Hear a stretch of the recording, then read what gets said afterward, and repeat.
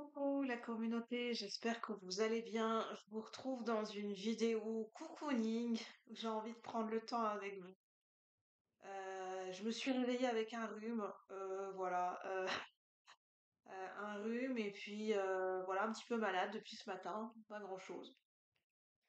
Donc, euh, donc je me suis dit, je vais en profiter pour tourner une vidéo en mode cocooning où voilà, je vais prendre mon temps. Je vais pas me prendre la tête, en tout cas j'espère que vous allez bien. C'est un moment pour passer du temps ensemble. Bienvenue aux nouveaux abonnés, merci de votre présence. Alors on va parler de passion, on va parler de tarot, d'oracle, on va parler comment dire, de livres, de lecture. Euh, je l'ai déjà dit, mais moi quand je rentre dans les magasins, je suis un petit peu comme Indiana Jones ou bien je suis comme dans la caverne d'Ali Baba, je cherche des trésors, je cherche des pépites. Ce que moi je vais ressentir ou considérer comme étant une pépite ou un trésor ou je sais pas, où je vais être attirée, mon œil va être attiré par quelque chose. Je recherche l'objet ou je sens l'énergie, je pense que je capte l'énergie des objets à l'intuition, au feeling, voilà, ça je le sens, je sens une connexion, enfin j'aime bien essayer de sentir si je sens une connexion avec les objets. Quand je vais dans les magasins ou même dans les magasins d'occasion, j'aime bien sentir si je vais avoir une connexion avec telle ou telle chose et je laisse parler mon intuition. Quand il y a quelque chose qui m'appelle, je me dis, si c'est mon intuition, je me dis, bon bah, généralement, des fois, je réfléchis pas très longtemps. Je me dis, bah, je le prends en fait. Si mon intuition, elle me dit que voilà, c'est ok pour moi, que ça va matcher, je le prends, je me pose plus la question. Bon, bien sûr, après, ça dépend aussi budget, hein. Mais j'écoute mon intuition et mon feeling par rapport à ce que ça pourra m'apporter en fait. En termes de nourriture émotionnelle, nourriture intellectuelle, le fait de me faire plaisir. Et bah, j'ai plein de choses à vous présenter. Notamment, je voulais vous le présenter, mais je l'avais pas encore fait. Je vais pas vous le présenter de manière, comment dire, parce que je connais pas très bien le tarot de Marseille, donc je vais pas vous le présenter de manière très spécifique et très poussée. Je vais vous en parler un petit peu. C'est le tarot pop culture. Je sais pas si vous allez voir correctement. On a une image, enfin, de Sailor Moon, de la série Sailor Moon, du manga Sailor Moon. Donc c'est le tarot pop culture de Bérangère de Moncy aux éditions Hachette Heroes. Et en fait, elle a fait d'autres. J'ai un autre tarot de Bérangère de Moncy qui est le tarot de la sorcière. Et la particularité, c'est que ce sont des très grands tarots. Je vais vous montrer d'ailleurs. Ce sont de très grandes cartes, vraiment la taille de ma main, quoi. Ce sont de très très grandes cartes qui sont souples, qui sont quand même, oui, assez solides, souples. Donc en fait, si voilà, pour les grandes cartes, c'est pas forcément facile à battre, mais ça n'empêche pas qu'on peut s'arranger pour battre les cartes et puis que c'est un très bel oracle. Je vais vous montrer un petit peu les cartes. Et je vais me servir du livret. Donc c'est une grande boîte, hein. Une boîte en dur, une boîte bleue, une grande boîte. À l'intérieur, c'est comme ça. C'est pas mal fait. C'est une boîte très solide. Vous avez le petit livret qui est à la hauteur des cartes, la même taille que les cartes. Donc voilà, vous avez le livret en couleur. Je vais vous expliquer un petit peu. Alors, pour les arcanes majeures, donc on a 22 arcanes majeures. Donc ça reprend, si vous voulez, des personnages du monde de la pop culture, de certains dessins animés, de certaines séries, de certains films, de certains mangas de la pop culture, euh, que je vais vous montrer quelques-unes par la suite. Pour l'as des épées, enfin pour la suite des épées, désolé, hein, je suis un petit peu malade, donc le temps que je trouve mes mots. Pour la suite des épées, je pense que ce sont des armes. Non, oui, ce sont des armes. Ce sont des objets qui sont considérés, qui sont utilisés comme des armes dans de la pop culture, dans des séries, dans des dessins animés ou dans des films de la pop culture. Par exemple, pour le 3 d'épée, on a le sabre de Roronoa Zoro de One Piece. Ça, c'est le 3 d'épée. Pour le 4 d'épée, on a par exemple le fameux parapluie de Kingsman, donc le film Kingsman. On a pour le 6 d'épée, on a les ciseaux dans Édouard aux mains d'argent. Donc Édouard aux mains d'argent a des ciseaux qui font office de ses mains. On a l'appareil pour aspirer les fantômes dans Ghostbusters. Dans la suite des coupes, on a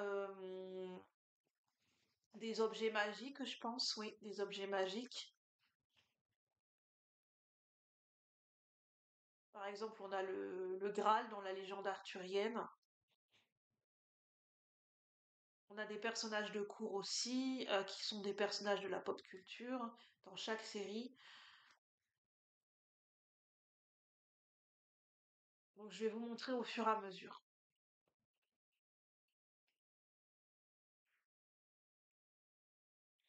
Donc je vais vous montrer le livret, par exemple, pour la carte du mat. On a le personnage de Link de The Legend of Zelda, donc le mat. Et donc on a des mots-clés à l'endroit et à l'envers, et on a comment dire, un petit paragraphe, et on a un petit encadré pour prendre des notes. Donc je vous montre, je sais pas si vous allez bien voir.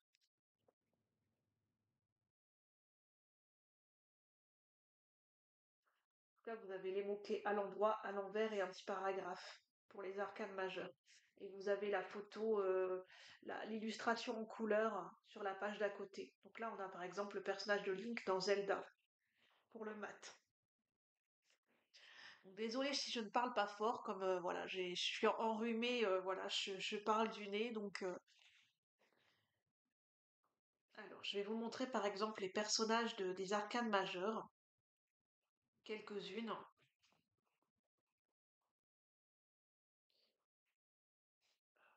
Ils sont pas dans l'ordre des cartes, donc je vais les retrouver. Par exemple, pour la carte du jugement, le numéro 20, le jugement, vous avez le personnage de Harry Potter, en fait, quand on a l'impression qu'il est mort, en fait. Quand il est en transition, si vous voulez, il est dans une autre dimension, et il rencontre le personnage de Dumbledore. Donc on ne sait pas s'il est dans les mondes des rêves, dans le monde de l'au-delà, et, et tout le monde croit qu'il est mort, en fait. Donc ça parle, le jugement, ça parle de renaissance. Donc c'est bien trouvé avec le personnage d'Harry Potter. Donc là, on est vraiment dans Harry Potter, le tout dernier, hein, les reliques de la mort, la deuxième partie. Je sais pas si vous allez bien voir. Donc là, c'est le personnage d'Harry Potter.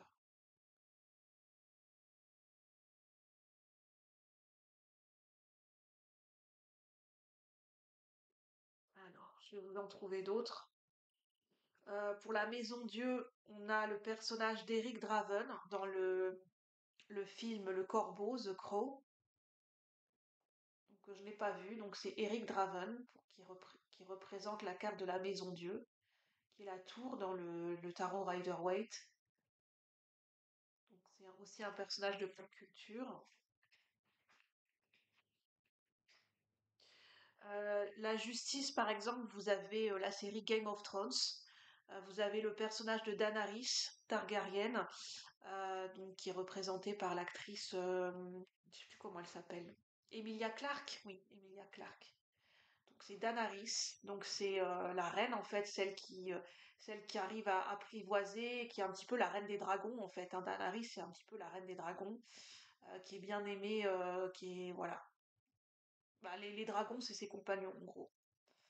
Daenerys de la série Game of Thrones qui représente la justice, parce qu'elle veut faire, elle veut un monde, rendre un monde plus juste. Enfin, pour ceux qui connaissent bien la série Game of Thrones, je pense qu'ils vont faire le lien entre Daenerys et puis la carte de la justice, numéro 8, parce que c'est un tarot de Marseille, revisité.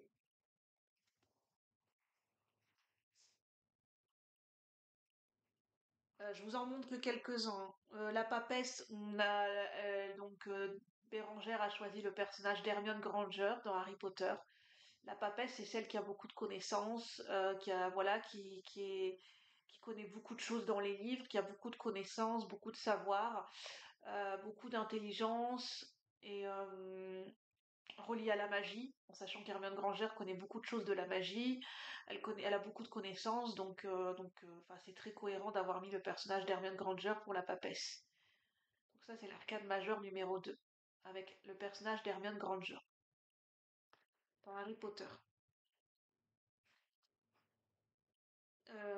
Par exemple, vous avez des personnages de cour pour chaque suite. Vous avez le roi, enfin non, vous avez le cavalier, je sais plus pour le tarot de Marseille, c'est le cavalier, le roi, la reine, je pense, et non, parce que le cavalier annonce la suite suivante. Donc c'est le valet, le roi ou la reine. Je ne sais plus si c'est le roi et après la reine ou le roi. Et après c'est le cavalier qui donne l'énergie pour annoncer la suite suivante. La prochaine suite dans le tarot de Marseille. On a le cavalier de denier par exemple, qui est représenté par le personnage de la chose dans la famille Adams. Donc on a l'univers de la famille Adams aussi, avec le cavalier de denier. Le roi de denier, vous avez toute la série de la famille Adams pour chaque personnage de cour, pour une suite complète. Là, c'est pour les deniers qui représentent le matériel, le physique et le concret. Vous avez la famille Adams qui représente les personnages de cour. Donc là, pour le roi denier, on a le personnage de Gomez, Gomez Adams, donc le père de famille.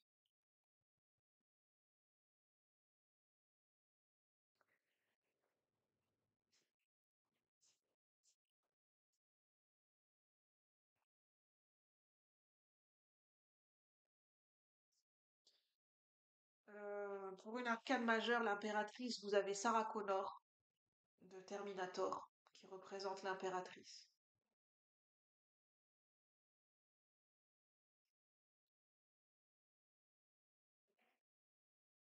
Donc, par contre, c'est un jeu qu'il faut faire un petit peu attention parce qu'à force de battre les cartes, c'est ce que je me suis rendu compte, hein. Ça va, hein, c'est très léger, mais il faut faire attention parce que les bords des cartes peuvent s'abîmer à force si on bat les cartes trop fort. Après, vous avez différents univers, hein. Vous avez Charmed avec le livre des ombres. Vous avez donc vous avez les Zelda, vous avez Sailor Moon, vous avez le château ambulant, vous avez les Goonies. Par exemple, ici vous avez les Goonies avec Willy le Borgne pour le 9 de denier, trésor de Willy le Borgne.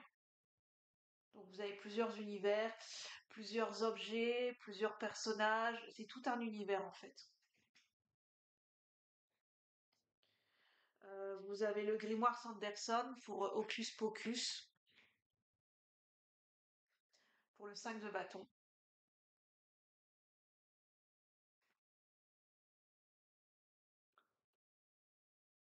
Vous avez le Seigneur des Anneaux avec les anneaux de pouvoir, avec le 10 de bâton, donc ça c'est le Seigneur des Anneaux. Vous avez les Dragon Ball Z, vous avez Outlander, vous avez Sleepy Hollow, vous avez le personnage de Sleepy Hollow, et vous avez notamment le pentagramme de Sleepy Hollow, avec le 8 de coupe.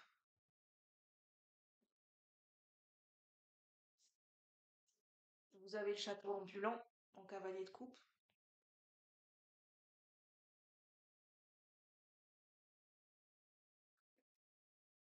Je vais laisser passer le train. Donc je vais regarder un petit peu le livret et puis je vais vous expliquer un petit peu comment c'est fait le livret. Donc on vous explique la structure du tarot pour le tarot pop culture. Donc c'est un tarot de Marseille dont le contenu s'inspire des grandes et des petites figures de la pop culture. Alors les arcanes majeures et les personnages de la cour représentent des icônes de la pop culture comme Aragorn, le Seigneur des Anneaux, Harry Potter ou Buffy Summers. Oui, dans l'empereur est représenté par Buffy Summers. Tandis que les arcanes mineures figurent des objets, c'est bien des objets tirés des divers univers représentés. Donc là, il ne s'agit pas de donner une image fidèle des acteurs ou des dessins des œuvres originales, mais d'une représentation personnelle qui vous encouragera à prendre de la distance avec l'imagerie.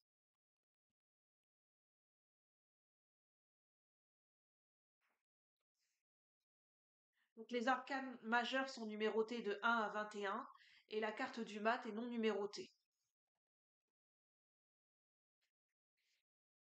Les arcanes mineurs sont divisés en 4 couleurs ou suites, denier, bâton, épée et coupe. Ils sont numérotés de 1 à 10 et suivis des personnages, voilà, c'est dans cet ordre pour le tarot de Marseille. Le valet, la reine, oui, c'est comme ça alors. Le valet, la reine, le roi et le cavalier qui annoncent la suite, la prochaine suite. Bien que numérotées, les lames mineures n'ont pas pour autant de rapport hiérarchique entre elles. Un 10 ne vaut pas plus qu'un 1 ou un 3. C'est pas comme à la bataille en fait. Le roi n'est pas supérieur à la reine. Chaque carte revêt une signification différente qui peut s'imbriquer avec celle des autres lors d'un tirage. Donc les épées, c'est le mental, la réflexion, les idées, aussi la parole, les couples, les émotions, les relations, l'amour et l'amitié. Les deniers, c'est l'ancrage, le matériel, la vie physique, la santé, le travail, les finances. Les bâtons, la créativité, le feu intérieur, la puissance créative. Alors, en dehors de cette structure habituelle du tarot, vous trouverez dans le tarot pop culture des clés de compréhension supplémentaires des cartes. Donc, on a des grandes icônes de la pop culture pour les arcades majeures. On a des familles de la pop culture pour les personnages de cour. Des objets pratiques dans la suite de denier. Des outils magiques dans la suite des bâtons. Et de célèbres armes dans la suite des épées. Et pour la suite des coupes, on a des contenants et des potions. Donc on nous parle de la numérologie qui est très importante dans le tarot de Marseille. Les personnages de cour. Je vais vous montrer après. Au niveau des figures, on a le valet ou le page qui se situe au niveau du 2 et du 3, au niveau de la numérologie. C'est celui qui hésite, qui est en est au commencement, à l'élaboration et aux premières tentatives. Ensuite, on a la reine, quand on gravit les échelons, ou la dame, indiquée par un dé, qui se situe entre le 4 et le 5 en numérologie. Elle maîtrise sa suite. Le 4 représente une forme d'équilibre à mi-chemin vers la perfection, ce qui la représente. Le roi est entre le 6 et le 7, qui fait office de puissance, porte la beauté de sa suite et son ultime action vers la perfection. Le cavalier conduit la suite vers le cycle suivant, après l'accomplissement du 8 et du 9. Donc je vous montre, on a ce schéma. Pour comprendre le tarot de Marseille, le lien avec la numérologie, les personnages de cour, on a ce schéma. Donc n'hésitez pas à faire une capture d'écran si vous le souhaitez.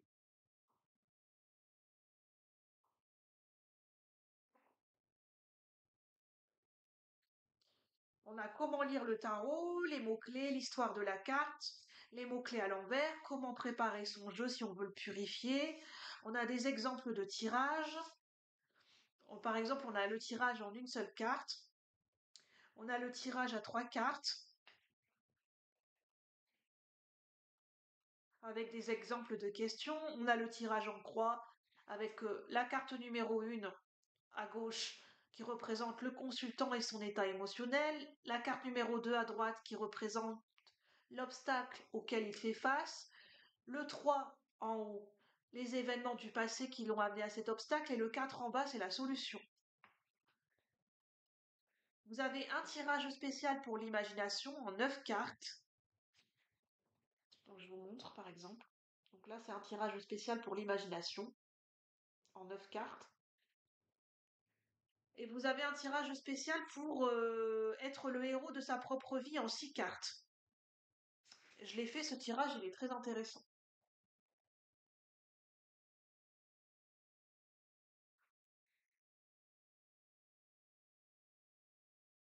En fait, c'est un tarot qui est très intéressant parce qu'il permet d'avoir de se rallier à la pop culture. Et moi, ça me donne envie parce que je ne connais pas toutes les séries et tous les dessins animés qui sont. Je ne connais pas tous les éléments qui ont été utilisés pour la pop culture dans ce tarot. Je ne les connais pas tous en fait. Donc ça permet d'apprendre, ça permet d'en savoir plus et bah, c'est intéressant parce que c'est l'univers de la pop culture pour ceux qui aiment la pop culture. En même temps, ça permet d'avoir une approche différente du tarot de Marseille, peut-être de mieux l'apprécier, de mieux le connaître. Donc c'est un tarot qui est intéressant. Ensuite, qu'est-ce que je peux vous présenter d'autre en ce moment? J'ai l'oracle de la sagesse astrale que j'ai pris parce qu'il me semble abordable, intéressant. Il coûte 20 euros. Donc franchement, quand on voit le prix des tarots et des oracles, il est pas cher payé. Enfin, je trouve que c'est un prix abordable, hein, 20 euros, dans la majorité des prix qui sont faits pour les tarots et les oracles. En plus, il est assez solide au niveau de la boîte. En fait, c'est de l'astrologie karmique. Il contient 36 cartes illustrées par Wild Amanda. Et le tarot, enfin l'oracle est fait par Laurence Luminastro.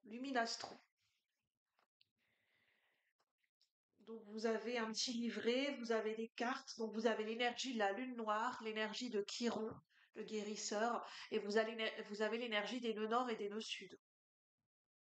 Avec une face, vous avez deux faces pour un même personnage, avec des illustrations qui sont pas non plus trop chargées. Vous avez la lune noire en Sagittaire, par exemple. Vous avez l'énergie de Chiron en fait, pour chaque signe astrologique, vous avez Chiron pour chaque signe astrologique, la lune noire pour chaque signe astrologique, et vous avez le nœud nord et le nœud sud pour chaque signe inversé. Par exemple, vous avez le nœud nord en bélier avec le nœud sud en balance. A contrario, vous avez le nœud nord en balance et le nœud sud en bélier. Votre nœud nord et votre nœud sud, vous pouvez le calculer sur internet, sur le site astrothème.fr. Vous mettez votre date de naissance et votre lieu de naissance. Vous allez avoir, on va vous calculer votre ascendant, votre signe lunaire, votre signe solaire. Mais grâce aussi à votre date de naissance, vous tapez calcul sur internet, vous tapez calcul de votre nœud nord et nœud sud avec votre date de naissance. Euh, et en fait, avec votre date de naissance et votre heure de naissance, on peut vous donner votre nœud nord et votre nœud sud. En sachant que votre nœud nord, c'est votre objectif dans cette incarnation, l'orientation, le chemin qui est encouragé à suivre, les compétences qui sont à développer. Ça, c'est le nœud nord pour cette incarnation. Et le nœud sud, c'est nos bagages du passé. Ça peut être des bagages qui viennent de vie antérieure, nos bagages, ce qu'on a acquis. C'est un petit peu notre zone de confort et ce qui peut être aussi perçu, par exemple, comme des blocages ou des choses à dépasser ou des choses à dépasser ou à développer autrement, en fait, pour ne pas rester sur de l'acquis. Ou des choses, ça peut être aussi des choses à guérir. Là, on a le Chiron en Scorpion, avec les papillons qui parlent de transformation. Je parlais de nœud nord et nœud sud, par exemple, là, vous avez le nord en Lion avec le nœud sud en Verseau. Le nord et le sud, ce sont les signes qui sont opposés au niveau du zodiaque. Par exemple, le nœud nord en bélier, son signe qui est opposé et complémentaire en même temps, c'est la balance. Chaque signe possède a un signe qui lui est opposé ou complémentaire. Le bélier, l'énergie du bélier, le signe qui lui est opposé et complémentaire à la fois, c'est la balance. Parce que l'énergie du bélier, c'est l'énergie du 1, c'est l'énergie de l'ego, de la personnalité, de la construction individuelle. L'énergie de la balance, c'est l'énergie qui prend en considération sa relation aux autres. C'est la relation, l'équité, le fait de la relation aux autres. On va dire que le bélier, c'est la relation à soi et la balance, c'est la relation aux autres. Donc on voit bien que ce sont deux pans, deux signes comment dire, qui étudient deux approches qui sont complémentaires en fait, qui forment un équilibre. Donc on a bien les signes opposés, complémentaires à la fois, le bélier et la balance. Par exemple, vous avez là le nœud nord en Lion et le nœud sud en Verseau. Je vais vous lire par exemple une carte du nœud nord et du nœud sud pour que vous puissiez comprendre comment est fait le livret en fait. J'essaye d'expliquer pour ceux qui connaissent pas très bien l'astrologie karmique ou qui n'ont pas forcément de certaines notions en astrologie.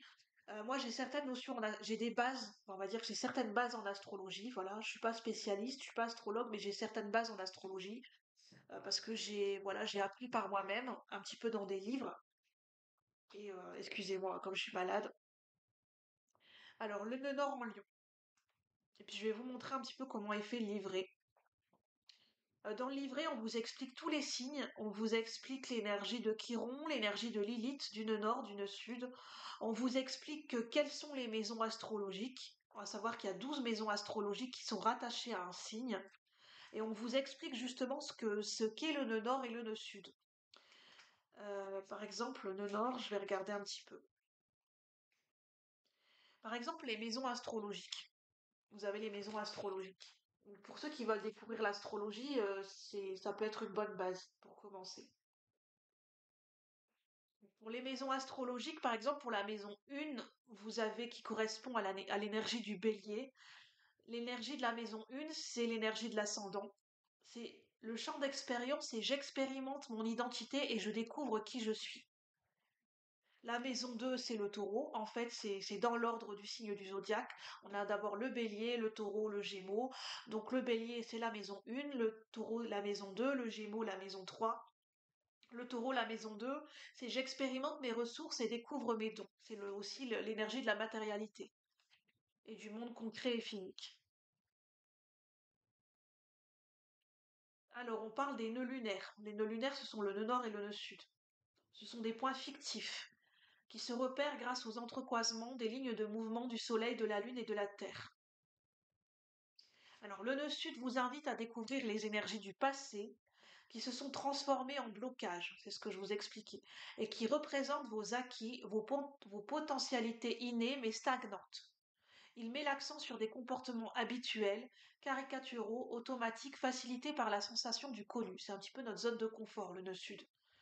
Le nœud nord représente un chemin d'évolution. C'est en fait notre objectif dans cette incarnation. Un chemin d'évolution. Enfin, bien sûr, on a notre libre arbitre. Notre libre arbitre.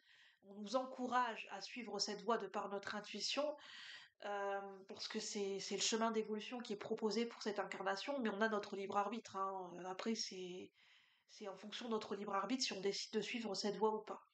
Le nœud nord représente un chemin d'évolution, un appel de votre âme à contacter son énergie. Il est comme l'étoile brillante à suivre au-dessus de votre tête. Il est l'opposé du nœud sud, des habitudes instinctives. Il est un phare pour vous guider vers l'inconnu que votre âme a choisi de visiter dans cette vie. Alors, un point important, il ne s'agit pas de quitter la zone connue du nœud sud, mais d'utiliser ses acquis et qualités pour vous diriger vers la zone inconnue du nœud nord. C'est de se servir de ses compétences acquises, de ses bagages passés pour aller vers l'inconnu. Après, on vous parle de la lune noire, l'énergie de Chiron, on vous parle de votre thème astral de naissance. Vous avez une carte du ciel pour vous expliquer comment est fait un thème astral et un thème de naissance. Vous avez l'énergie de chaque signe. Par exemple, le bélier, c'est le guerrier, le taureau, le nourricier, le gémeaux, l'orateur, le cancer, le protecteur, le lion, le souverain, et puis etc., etc. Alors, le nœud nord, je vais vous expliquer cette carte. Nœud nord en lion et nœud sud en verseau. Pour voir comment c'est fait.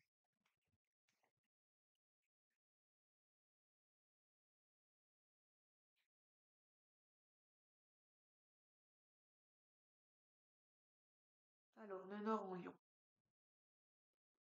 Si je le trouve, hein. Ah, nœud sud en verseau et nœud nord en lion. De l'activisme acharné et marginal à la créativité et à la mise au monde d'une œuvre. La voix de l'astrologue vous guide vers votre nœud nord en lion. Votre choix d'incarnation est de découvrir comment vous affirmer et trouver votre propre place à travers votre créativité. Le nœud sud en verseau, vous avez un instinct inné pour œuvrer dans les groupes sociaux. Liberté, égalité, fraternité est votre devise. Il serait bon maintenant d'exprimer votre personnalité dans ce monde et de vous affirmer à partir d'elle. Utilisez votre capacité d'originalité et d'indépendance apportée par le verseau pour créer une œuvre au service de l'humanité. Lorsque vous tirez cette carte, c'est que peut-être vous avez tendance à un idéalisme utopique ou à être souvent en révolte contre l'ordre des choses. L'énergie du lion vous invite à contacter votre feu solaire pour accepter votre originalité et affirmer votre individualité à travers votre propre création. Lorsqu'un lion maîtrise son pouvoir et son ego, il cesse de vouloir dominer et devient une étoile rayonnante en ce monde. Par exemple, je vous montre un petit peu comment c'est fait, si vous voulez faire une capture d'écran.